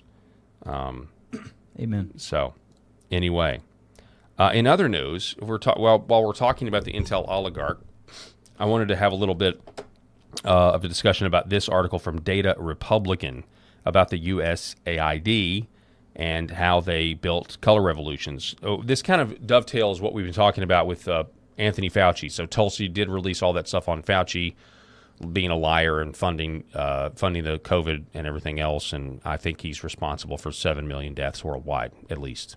Like, that's incredible. I think him and I think parts of our own government are essentially now up there in the history books as some of the worst governments because Fauci funded this virus and it leaked out. We're told. I don't think it was an accident, but let's just accept the official narrative that it was an accident. It doesn't matter. You're responsible for 7 million deaths. And he's been pardoned. I was just about to say. Sick. And isn't it amazing that he has a full pardon and doesn't have to show account for any of that? The left has been saying since the funding for USAID has been cut that 4 million people have died because of the funding being cut. That's their mantra, okay? So that's what Data Republican says. Everyone is arguing about whether USAID was wasteful. Nobody's explaining what it was actually for. Yesterday, the Daily Caller ran a piece noting that since Trump gutted USAID, right-wing candidates have swept Bolivia, Chile, Honduras, Costa Rica, Peru, Ecuador, and Colombia. The left hasn't won a single Latin American presidential election since the funding stopped. Meanwhile, Ro Khanna went on a podcast and said Elon Musk possibly sentenced to death 4.5 million children by dismantling USAID. Musk threatened to sue him. The right points to USAID grants for transgender operas in Colombia and DEI workshops in Syria and asks why American taxpayers were funding them. The left points to children who depended on foreign aid claims and claims millions of deaths. But both miss the purpose of true USAID. USAID was one of Washington's primary instruments for regime change abroad. Beneath the humanitarian programs, the cultural incentives, and the development projects sat a much larger objective, managing regime change and color revolutions across the globe. Which raises an obvious question. What does a transgender opera in Colombia have to do with regime change? Right. That reminds me of Star Trek V. What does God need with a starship? Spock's brother. Yes, Spock's brother. Yeah. Quite a lot, as it cool. turns That was out. cool. Quite a lot, as it turns out. Read on. The 5 capabilities. Media, legal, election monitoring, activist training, government data. Media. Independent outlets, journalism training, equipment, institutional funding, so a newsroom can survive without depending on the local government or corporations for revenue. The function is to ensure that there is an independent outlet ready to broadcast Western narratives. You need a megaphone before you can propagate a message. Legal infrastructure. Lawyers, legal aid clinics, rule of law programs, judicial reform advocacy. The function is to build a class of professionals who know how to challenge a government through its own legal system and who have the institutional backing to survive doing it. And yes, build a judiciary that shares the values of liberal Western democracy. Election monitoring, observer training, voter roll modernization, parallel vote tabulation. PVT is the critical technology, an independent count run alongside the official one. Without PVT data, people claiming a stolen election are sore losers. With Western-backed election monitoring, they're defenders of liberal democracy. And with all of this, of course, the opportunity for corruption just grows. Right. Then there's the activist training, civic engagement workshops, youth leadership, community organizing. Remember Obama, the community organizer? The grant descriptions say civic engagement and leadership development. The skills being transferred are how to organize a protest, sustain a protest, train others to protest, communicate with the media, and nonviolent discipline under pressure and training. The result is a trained cadre of people who know how to convert public anger into sustained political pressure across multiple election cycles. And then number 5 is governance data. Procurement monitoring, FOIA programs, budget transparency initiatives, anti-corruption databases. These organizations, NGOs, generate the raw material that the media report on. The lawyers cite in court, and election monitors reference in their findings. Without this layer, propaganda, the other 4 operate on anecdote. With it, they operate on evidence. None of these looks like regime change in isolation. A journalism training program is a journalism training program. The system becomes visible only when you fund all 5 in the same country for a decade and the people running them all know each other because you trained them at the same conferences, connected them through the same fellowship programs, and funded them through the same grant pipelines. Honestly, like you just think about this sounds so Soviet in its application. Yikes. What the completed system looks like, though, Georgia. Georgia is the country where the full pipeline played out in public, so Georgia is where you can trace it. Now, remember, who did Putin invade in Obama's term? Crimea. But he also invaded Georgia. Georgia. Before Crimea. That's right. Starting in the mid-1990s, American and European money built all 5 capabilities inside Georgian civil society. USAID and the Eurasia Foundation funded Rustavi 2, an independent broadcaster that became the opposition's primary media outlet by 2003. The Liberty Institute, founded in 1996, drafted Georgia's freedom of speech legislation and ran anti-corruption campaigns. ISFED, founded in 1995 with USAID and NED money, trained 3,000 election observers and ran parallel vote tabulation across 10 Georgian elections. NED spent $3 million on Otpor in Serbia, whose trainers then came to Georgia, funded by Open Society, facilitated by Liberty Institute, and trained a student group called Kamara. Same playbook, same clenched fist logo, different country, and organizations like IDFI monitored government procurement, generating the data everybody else used. Open Society's own Georgia staff described the scale in a video. We have been out here helping every startup in Georgia, almost every organization that came to us with new ideas. There were 16,000 projects supported by the foundation. Read it again, 16,000 projects in a country of 3.7 million people.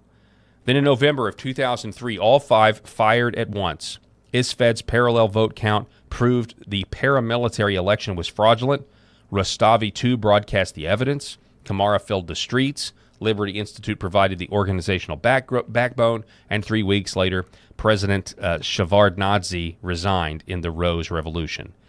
The activation was emergent. Every node in the network activated and performed its designed functions simultaneously. And after the revolution, Liberty Institute members entered the Georgian government, Bokaria to the National Security Council, Sabaria as public defender, Tragamadze to the Defense and Security Committee, Vard Delashavi as Deputy Justice Minister, and it goes on and on. The organizations didn't just support a transition, they staffed the new government. USAspending.gov shows over $1 billion in USAID awards to Georgia from 2008 to 2025. The contract descriptions spell it out. SEPs received $26 million, and it goes on. 20 years later, the Georgian government proposed a law requiring NGOs to disclose their foreign funding. Think about that. 20 years later, the Georgian government knows they were infiltrated, and now they want to disclose the foreign funding. The same network activated foreign-funded NGOs, sustained protests across multiple waves, hundreds of thousands in the streets. Former U.S. Ambassador Ian Kelly explained the dependency on camera. He said, quote, "The civil society is the absolute beating heart of the Georgian democracy. It relies quite a bit on the EU and U.S. funding." The Georgian government's response was blunt. Foreign-funded NGOs organized the 2003 color revolution, and the same infrastructure activated again when the government tried to make them disclose who was paying. If this is starting to sound familiar, good, it should. And then you look at the United States, and Data Republican has this dead to rights. All of these 5 things, and you can look at the organizations. But then you get back to Latin America. 7 right-wing candidates won in Latin America after the funding stopped. The infrastructure that had been cultivated for decades began to weaken because its primary source of capital disappeared. The newspapers survived only if they could find new donors. The NGOs shrank. That is what people misunderstand when they argue about whether USAID funded transgender operas, journalism workshops, anti-corruption databases, youth leadership programs, or election observers. Those were never the point. The point was the network. A grant to a newspaper, not a newspaper. A grant to an activist group is not a grant to an activist group. A grant to an election monitoring organization is not an election monitoring organization. Fund enough of them for long enough and connect them with one another, and you basically have a political revolution that's well-funded and ready to go and sustained. So really good stuff. This is why we see major nationwide protests every month as long as President Trump is in office. This is why the United States government needs to go after whatever remnant of these NGOs that are still existing in America. And before you do mass deportations, before we attempted mass deportations or whatever, we should have gone after these people first so that they cannot pay people to be out on the streets, like Renee Good or that Petty guy, Preddy. What was his first name? I can't remember, but pretty wild stuff.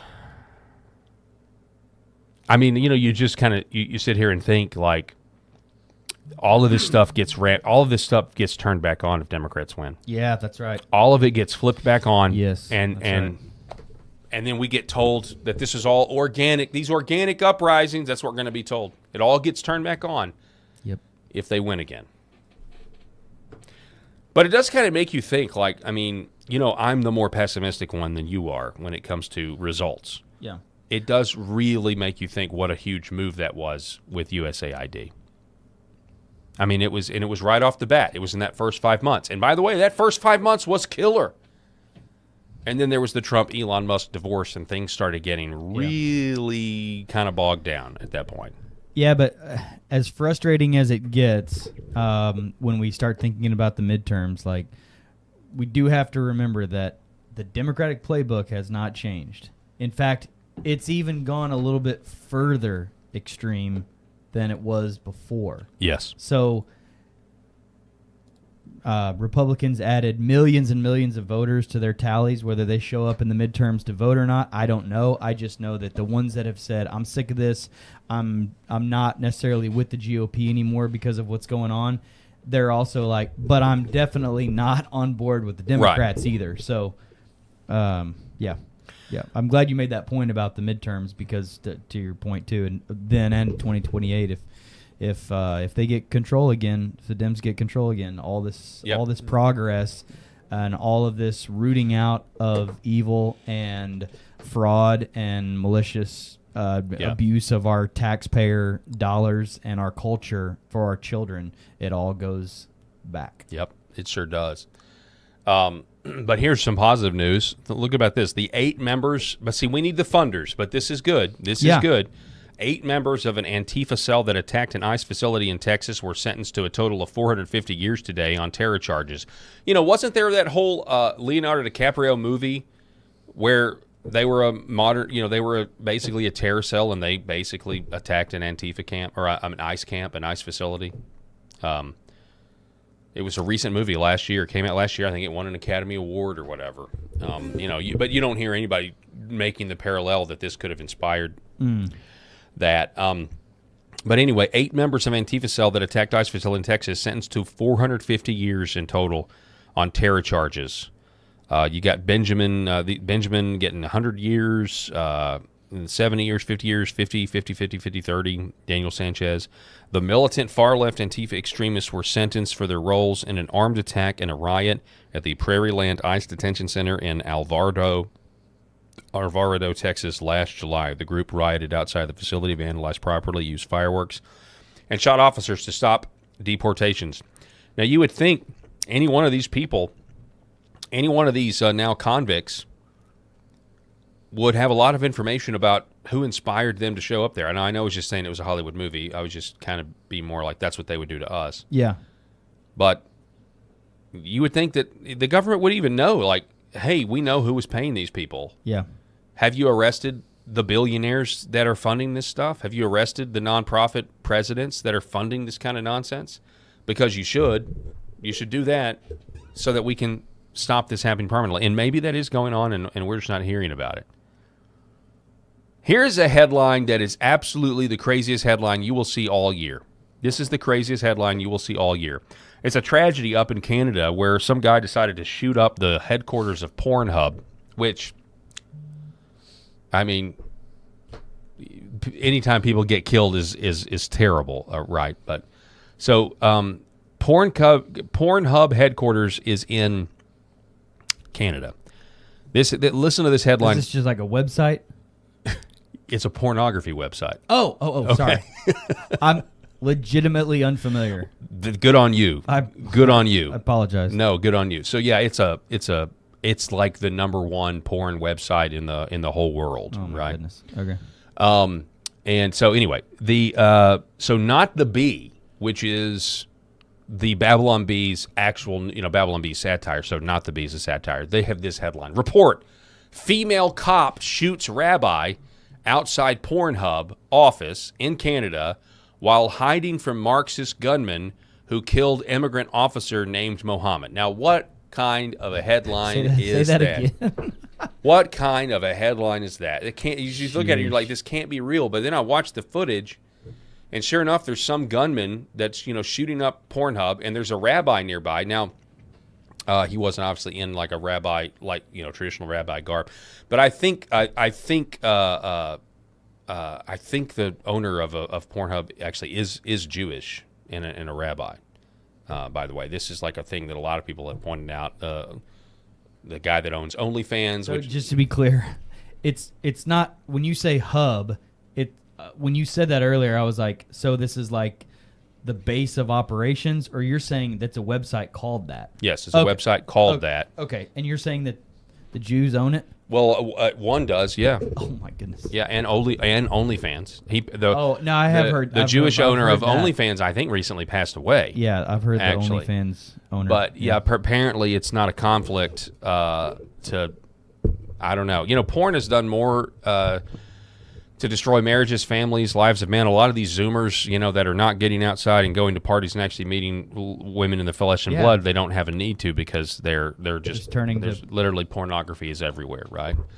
And it's very much a drug. It's like one of the most powerful drugs there is, and it needs to be banned. Like that's the one thing in that project in the Heritage Foundation. You're welcome, feminists. In that, feminist movement.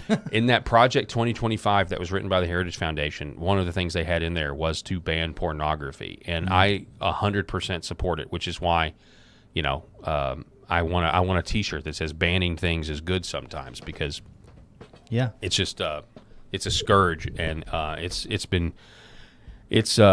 needs to go. Just in the name of human flourishing and family development, we wonder why marriage rates are at all-time lows. We wonder why birth rates are all-time lows. The government should restrain this wickedness, in my opinion. But anyway, so female cop shoots rabbi outside Pornhub office in Canada while hiding from Marxist gunmen who killed immigrant officers. So what happened was, Eric, let's see if we have a video. I'm not going to show the video because the one I saw was downright bloody. Because an officer was killed. So one officer was killed, but the female officer, there was a female police officer that was ducking for cover. And then the rabbi goes to duck for cover with the police officer, but the police officer thinks that the rabbi is the gunman and just immediately shoots him. And I don't know if he survived yet. Oh, my. A female officer appears to have shot a civilian who spooked her while she was taking cover during an active shooting. That man has been named as a Jewish rabbi named Michael Moshe Mizrahi, part of the Chabad movement. Canadian outlet La Presse reports that the female cop did indeed shoot him.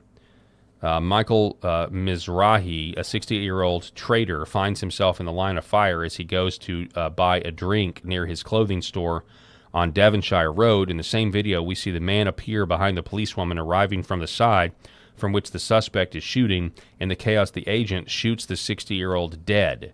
Sources close to the investigation confirmed to us that it was indeed the patrol woman who fired. Jeez.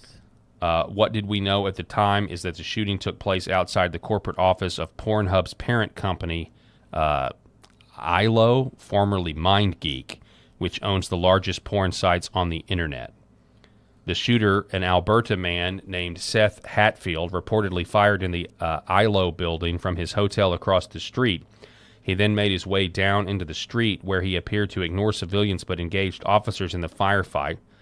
These are the few quotes from Hatfield's manifesto. He says, "The influence of Zionist Jews upon the Western bourgeoisie is in fact so strong that in my other works I sometimes refer to the Western ruling class itself as the Judeo-bourgeoisie class. The visiting of pornographic websites contributes greatly to the bourgeoisie's wealth, and the industry as a whole is one of the most repulsive and malignant enemies." End quote. By the way, just a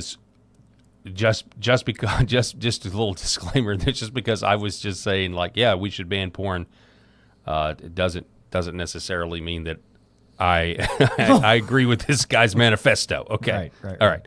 On page 86 of his manifesto. We should ban it. You don't want to shoot up the place. Right. Okay. Thank you for clarifying that well, for the audience. They were a little worried about you, Paul. Porn can still be bad and needs to be banned, and at the same time, don't go kill cops. Right. All right. On page 86 of his manifesto, these psychos are always long-winded. He specifically lists viable targets for political violence. So anyway, that's the context of what happened. But the female officer did shoot the guy on accident. Shot a bystander on accident. So anyway, you know what? Make of that what you will. I'm not gonna go. I mean, I have no idea what I might do in that situation. You know.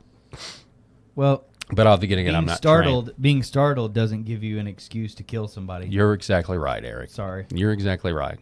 Yeah. Especially when you should be better trained. It's your job to understand what to do when bullets are being fired in your direction, and because you're a police officer, you literally signed up for this. I actually feel the same way about this that I do about these cops. It's not as bad, but I feel the same way about these cops that are afraid of dogs and keep killing people's dogs for dogs doing what dogs do, which is bark and investigate people who are on their territory.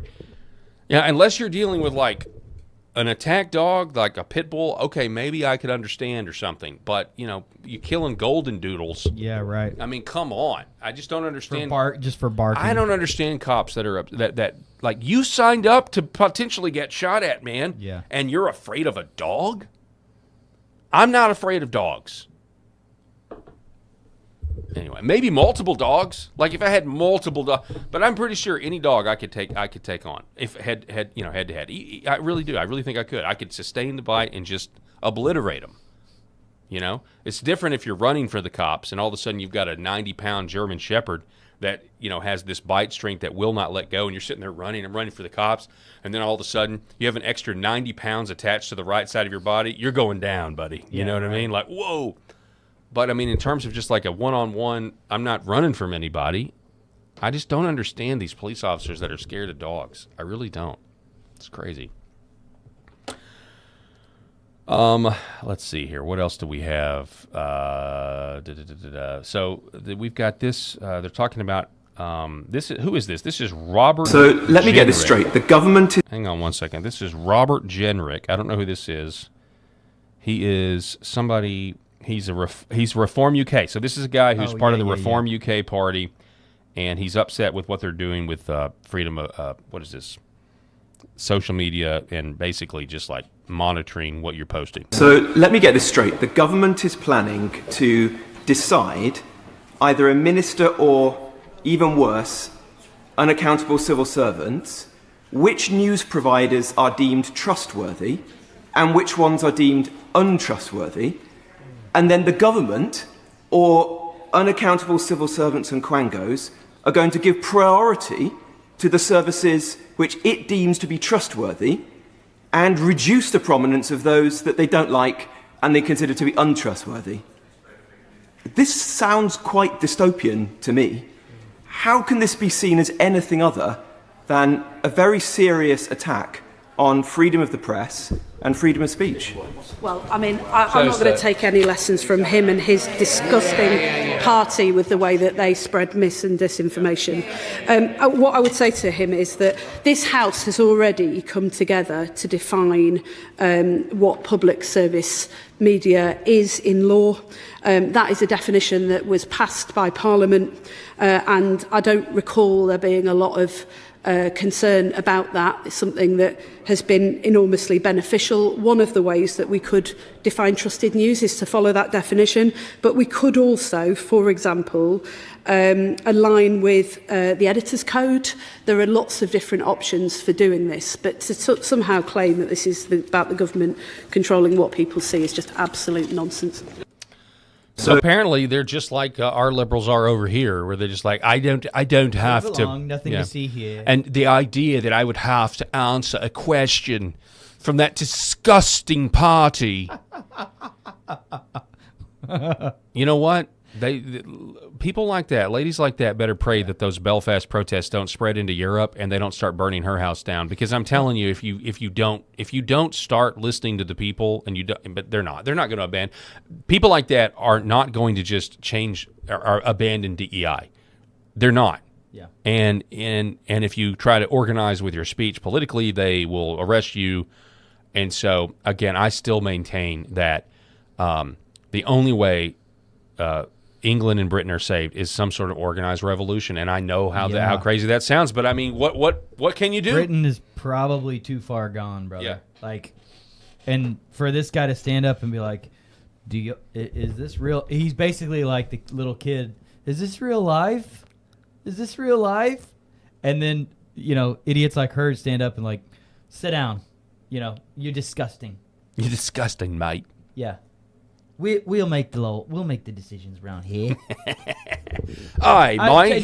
Get to stepping. So one of my favorite things to watch right now is these Brits and Australians and Europeans that have come over to America for the World Cup and get on IG and TikTok and whatever and make videos about how much they enjoy America. Yeah. Right now. It's literally like one of my favorite things. It's the biggest white pill that I've seen all year. It's so awesome. So every time I get down about certain things and get frustrated, I just watch some of these recent videos of these guys. I mean, it's amazing. This guy yesterday I watched, he's like, you know, all my friends told me when I came over here that I would hate it. And he goes, I took my son. We walked into this. We're at home. We don't go to normal, expensive restaurants, but we walked into a place called Texas Roadhouse. And we walk in and they go, here's a bag of peanuts. You can just eat as many as you want. And he goes, and then if you run out, you just get more. And then they sit us at this table and they bring us this bread. And I said, man, we didn't order any bread. And she goes, oh, no, it's free. And if you run out, we'll bring you more. It's like, we have unlimited sodas. And my son gets these unlimited sodas, and they have steaks and chicken and ribs. And he's like, these are the nicest people in the world. He's talking about the waitstaff at the Texas Roadhouse. And he's like, all these people in Australia are like, man, over there you have to tip. And he's like, I want to tip. These are the greatest people in the world. And they soak an onion in yes, I saw that one. It's a fried onion. We dip it in this sauce. In this sauce. Like watching this, I just had this biggest smile on my face, and it's so good watching it because they really are enjoying themselves. And I see stuff like this from the British Parliament going on, and the Keir Starmer and all the stuff that's going on over there, and it's like I don't think they can put the genie back in the bottle. I know. They have been fully invaded and taken over in a lot of ways. And there are Brits that are relating back to these food videos where they're like, we can't walk around like this in our country like you can here. Like I'm walking around in the streets of America and where I'm going to this football match, soccer, and you can't do that. You better know where you're going. You better get there fast and not look any direction, or whatever. Like you can't do that over there. Yeah, it's crazy. Sad. Yeah, it could be a potential test case in terms of like a first world country in a modern context trying to overthrow their government. When the government won't listen. Yeah. How does that work in the age of drones and mass surveillance? You know what I'm saying? I know the EU just did the big vote about send them home or get them out. Is it even possible to do? It's too late, dude. Yeah, is it even possible to do? I don't know. I don't think it is.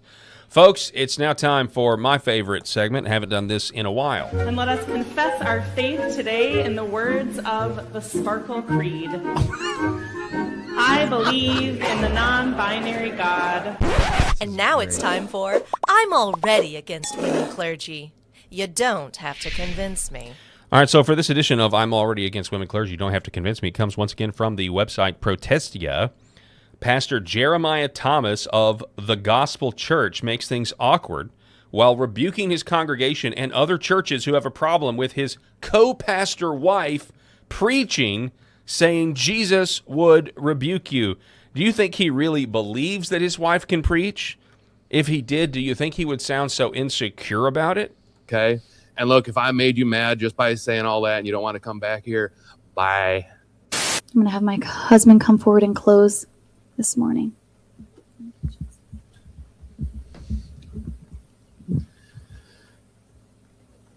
That was some of the best teaching I've heard in a long time.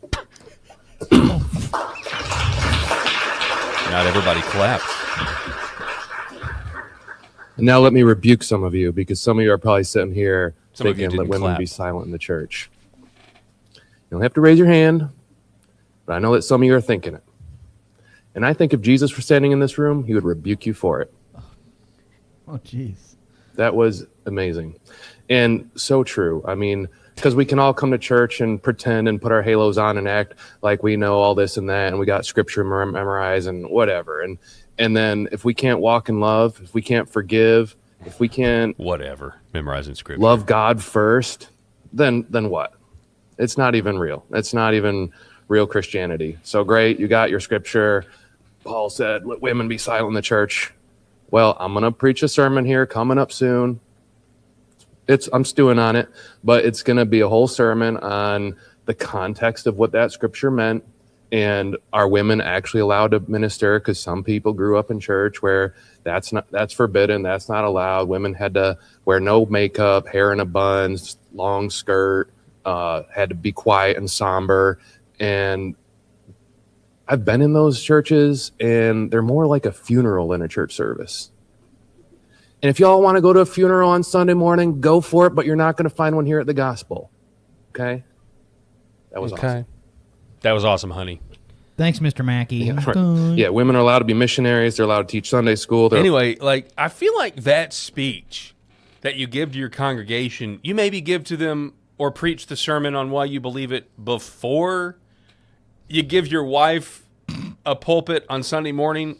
Yeah. I feel like maybe that would be a better time, not afterwards. You get up there and you know, people clapped for it, but it wasn't a lot of, it wasn't a loud clap, and you're kind of wondering, like, and it just seems like this dude knows he's wrong. Okay. This guy knows he's wrong. Okay, Steven, like, you're not pricking the hearts of these folks because your wife, like, in some noble defense of your wife who just gave some It's so beta, right? Like, the guy is so beta. Thanks, is. honey. That's some of the best preaching I've heard in a long time. Yeah. And I'm sure he got some when he got home. Yeah, I'm about to say, because like, he was scoring some points so that she'd hop in the sack with him later. Yeah. Tell me my sermon was good.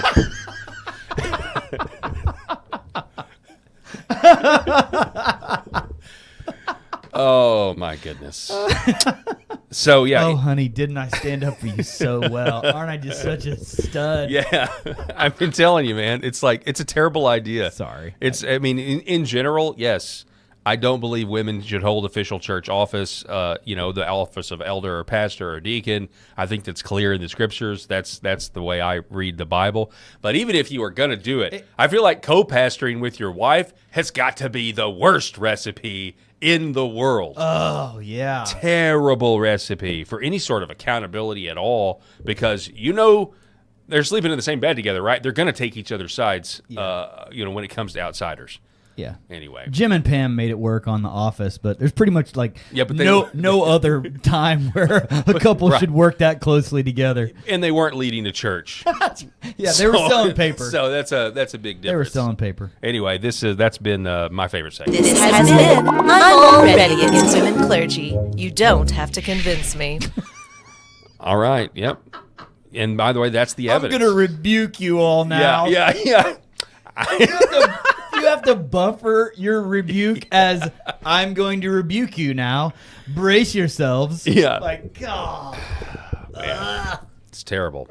Protesty is a great follow, though. If you guys ever want to follow a website that kind of keeps you up to date with what's going on in the Protestant world, especially they love to call out, you know, kind of crazy women pastors. A lot of times it's way more overt, you know, like, you know, some trans person or somebody wearing like a LGBTQ, you know, flag dress or something. But then there's these moments where they can get into the minutia of how and by the way, that is turning stuff like that is turning so many men away that are recognizing the evils of our country and want to do something about it, and are called, thinking that they're, you know, called to repentance and faith in Christ, and are now looking for a church to stand and protest against the world. So, you know, and stuff like that is like those. I really think those kind of that church in that context among Protestants is actually diminishing, and it certainly will in the next 10 years. Eric, I appreciate it, sir. Thanks so much for being on the show. Can't do it without you. God bless y'all. Great conversation today. Want to give a shout out to our sponsors: Red Vive Health, New Horizon Real Estate, Gateway Sight and Sound, Pet Club 24/7, and Sherrod Chiropractic. God bless everybody out there watching, and we'll have a best of show tomorrow, and we'll get ready for the 4th of July next week. We'll see you soon.